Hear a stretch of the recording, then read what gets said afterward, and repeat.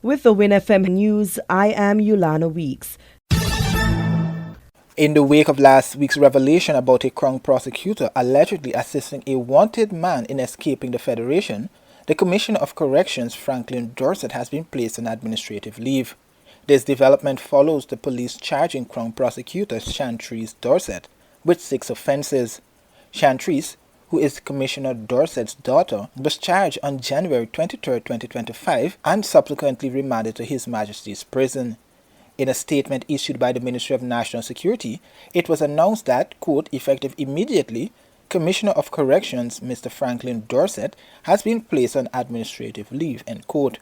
The ministry explained the reasoning behind the decision, stating, quote, uphold fairness and transparency following the recent legal proceedings involving his daughter, end quote. The statement reaffirmed the government's commitment to justice, noting, quote, the Ministry of National Security is resolutely dedicated to ensuring transparency, fairness, and the steadfast enforcement of the Federation's laws. We further emphasize that our judicial system is dedicated to delivering impartial justice while maintaining the highest standards of accountability and transparency throughout this and all other relevant proceedings, end quote. Amid the controversy, the Director of Public Prosecution, Adlai Smith, has cautioned the public against commenting publicly on the case, citing concerns about prejudicing the trial. However, this directive has sparked public criticism, with some viewing it as an infringement on freedom of expression. The Director of Public Prosecution's Office also urges the general public to act with maturity and refrain, I repeat, refrain from speculating about this case based on rumors or publishing inaccurate information that could prejudice the fair trial of these charges.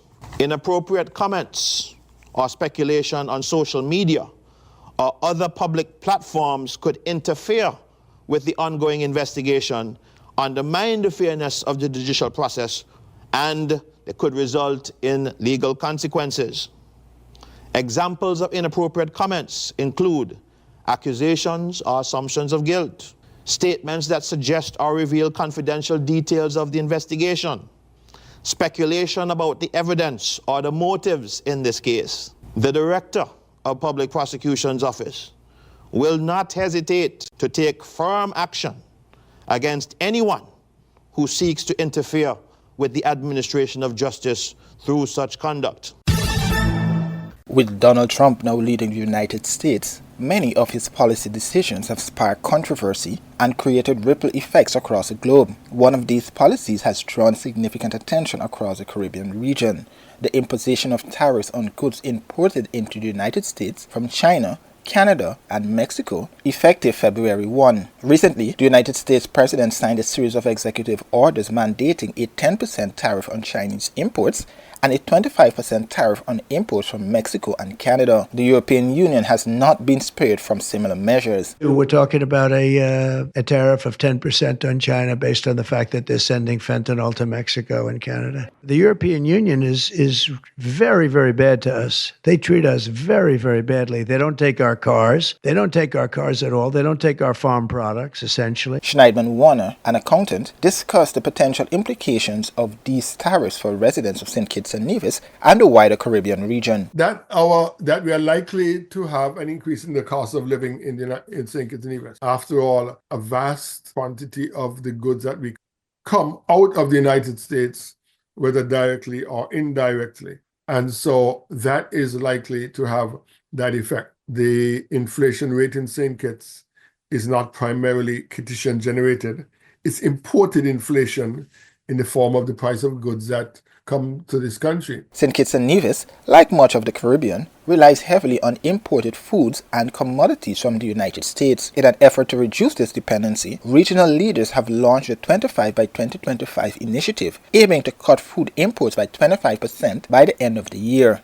We have a tiny market. But if countries are forced to cut their prices in order to keep the price of goods attractive when imported to the United States, you know what they're going to do?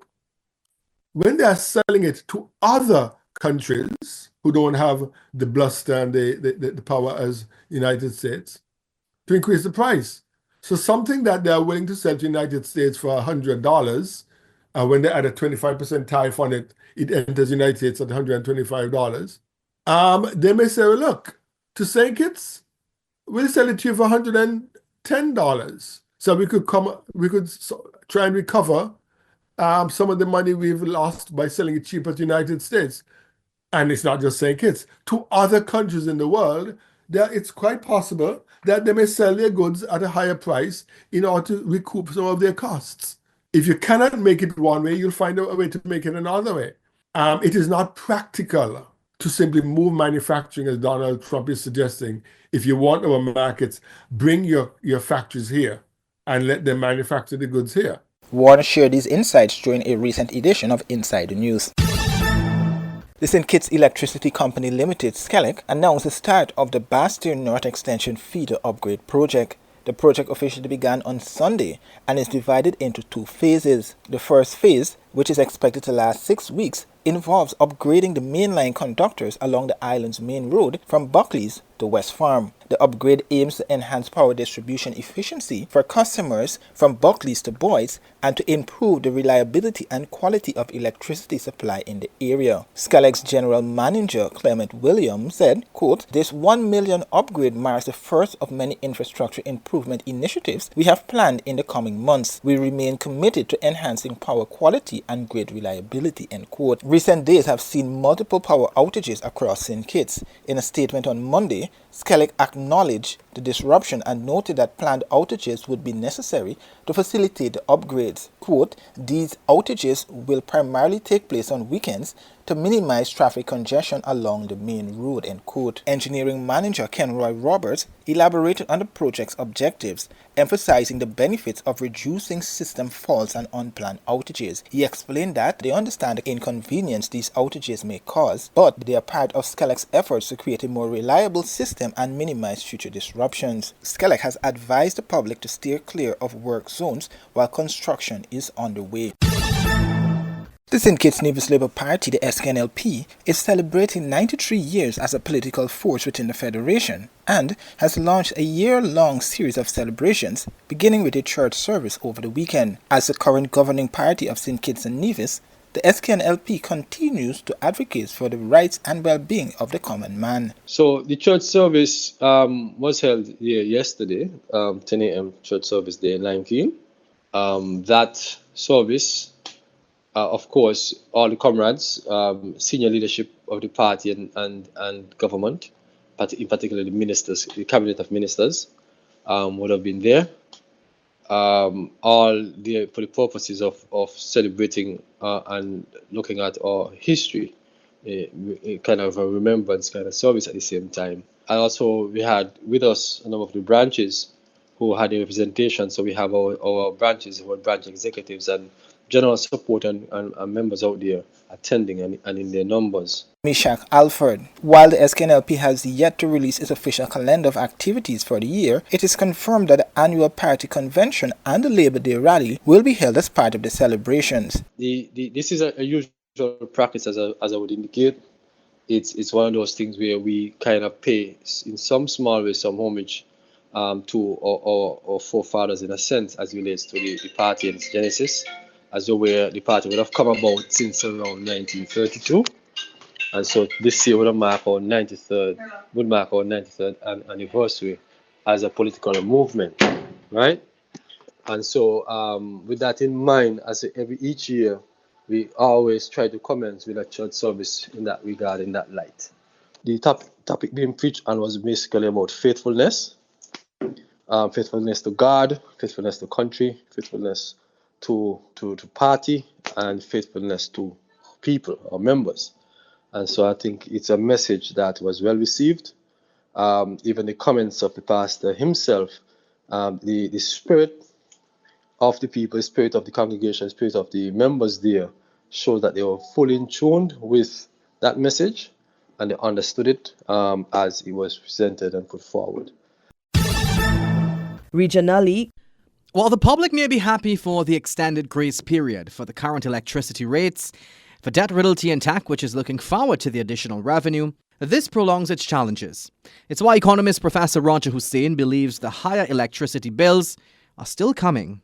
This will have an adverse impact on TNTech's bottom line. And so perhaps as soon as the election is done, we will see the rate increased as it is a necessary intervention, as argued by the minister himself.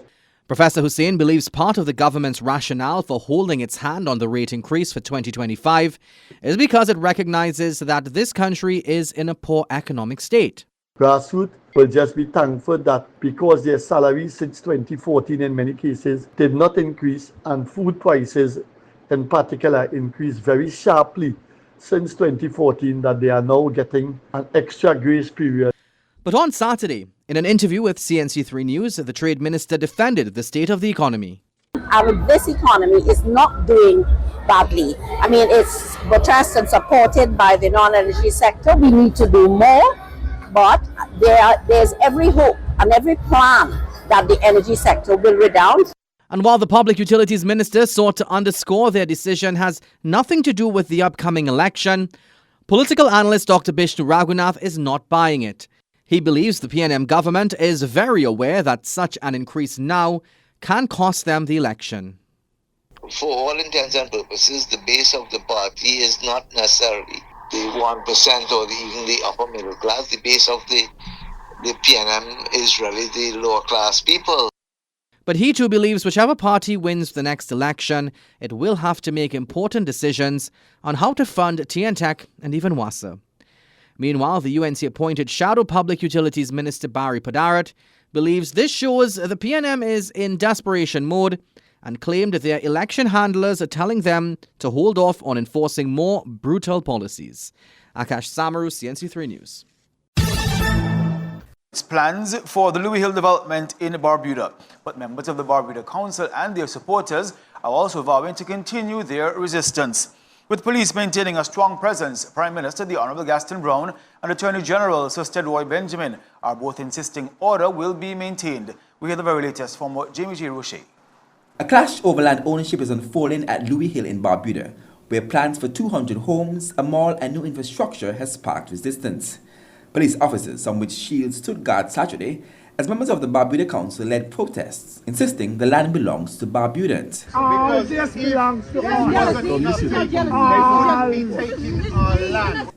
While the council pushes back, the government is holding its ground, with Prime Minister Gaston Brown calling the protests lawlessness. I just want to make it abundantly clear to those who believe that they can break the laws of this country with impunity, that we will spare no effort in pursuing them legally. In fact, if the commissioner has not had someone over there with a camera, they ought to have a police officer with a camera, or even they have to use a cell phone to video anyone who seeks to break the laws of this country, because we're taking them straight to court. The Prime Minister cites years of consultation and says the council's resistance is a political stunt, with local government elections just 6 weeks away. Attorney General Sir Roy Benjamin says the protests are misguided, citing a Privy Council ruling that places Barbuda lands under the Crown's ownership. They brought the case, sir, against us to say that the lands are owned by them. They lost at every stage. And Trevor Walker said in Parliament, if you can remember, I am guided and will bound by the decision of the Privy Council. The Privy Council ruled in favor of the government. And who is at the head of this misguided situation? The same Trevor Walker. Last week, tensions reached a boiling point when 2 government trucks were used to block an excavator clearing the land. Despite the protests, the government is forging ahead. Provided I remain Prime Minister of this country and the Gaston Brown administration remains in power, you can be assured that Barbuda will be developed. Barbuda will not be left behind. The Barbudan people will not be left behind. That is my commitment, personal commitment. The Prime Minister says his administration's track record speaks for itself and promises to stay the course for Barbuda's development despite the council's fierce opposition. Jamie J. Roche, ABS News. Internationally, Thousands of residents, young people from civil society organisations, grassroots movements and other pressure groups flooded the main street of Bukavu this Monday morning to denounce the complicity and silence of the international community, despite the worsening situation faced by the populations in the east of the country.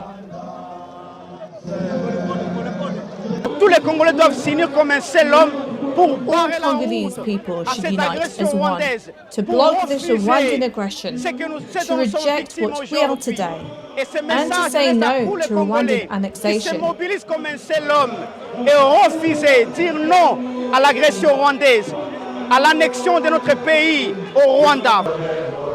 Determined to make their voices heard, these men and women took to the streets to denounce the alarming advance of the M23 rebels, who are heading towards South Kivu via the border town of Minova, which fell into rebel hands last week. Civil society is disappointed that the extraordinary meeting of the UN Security Council didn't result in a binding resolution. Despite calls for a ceasefire and the immediate withdrawal of Rwandan troops from Congolese soil, these troops continue to advance. The humanitarian situation is catastrophic and deeply concerning, as thousands of displaced people fleeing the fighting are facing an unprecedented crisis. Tensions remain palpable in eastern DRC, and the Citizens' March shows that the population of South Kivu will not remain passive in the face of insecurity. It's been hailed as a game changer for HIV prevention. Lenacapavir was approved in 2022 as a treatment for people with HIV. But research and early trials found it to be over 95% effective in preventing infection, putting it in the class of what's known as pre-exposure prophylaxis, or PrEP medication. Other approved PrEP drugs are pills that have to be taken every day. But with lenacapavir, just one injection remains effective for 6 months, a major advantage. With the twice-yearly injectable, we know that participants will be quite excited about it, just purely because the injectable versus the pill, we've seen how adherence is not always the greatest when it comes to the pill, purely because of different reasons, time, ability to go and fetch those pills from the clinics. Lenacapavir is an antiviral molecule. It works by interfering with the protein capsule that surrounds HIV's genetic code, making it unable to replicate in cells. The scientific breakthrough came from US-based pharmaceutical company Gilead Sciences. The firm controls the drug's production, owns the patent, and has a monopoly on its sale. So organizations like UNAIDS are urging Gilead to make it more widely available and affordable. Currently, in countries where it's approved as an HIV treatment, courses of lenacapavir cost over $40,000 per patient per year.